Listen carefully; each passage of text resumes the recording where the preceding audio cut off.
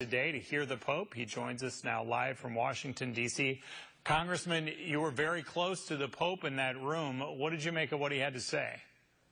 Well, I thought his message was very well received, David, and it was very timely in receiving that message. And, you know, for all intents and purposes, this was very historical as well. And so you really weighed on the history with what was going on there with the first time a Pope has ever addressed a joint meeting of Congress. So it was an honor to be there.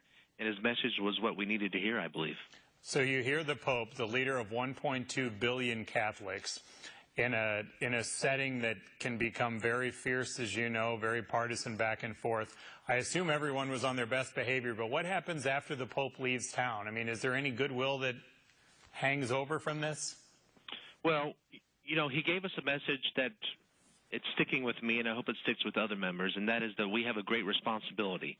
And we have a great opportunity to do some great things. And there's a sense of unity within the chamber when he was speaking. And, you know, when he left, he should have locked the door and had us vote on issues and deliberate issues, because I think we would have gotten some good things done.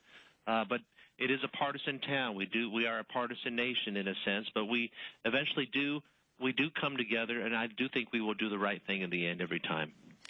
When you're listening to him talk about income inequality, and as you know, ever since he started, he's talked so much about reaching out to the poor. Does that push you? Does that push your party? Does that push your colleagues? I mean, will something actually happen on this, or are both sides just going to disagree on how to get it done? Well, it first causes you to just examine your own heart. And that's what I was doing. And I take it a lot of other members were at the same time examining their hearts. And then we all have the same goal in the end, and that is to take care of those who are least vulnerable.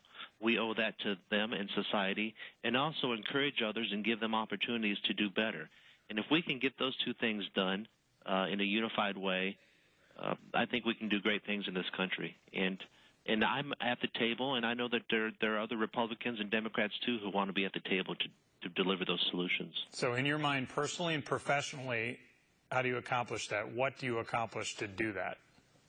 Well, you just got to find some honest brokers, and you got to be not the folks that are ranting or raving on the television set, because when you're doing that, you're ostracizing yourself from the process.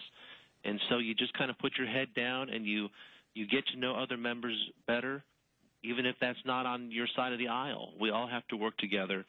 And sometimes you got to swallow your pride and say sometimes that you may be wrong and that you were had a bad approach about an issue maybe once in a while, and you're open to new things.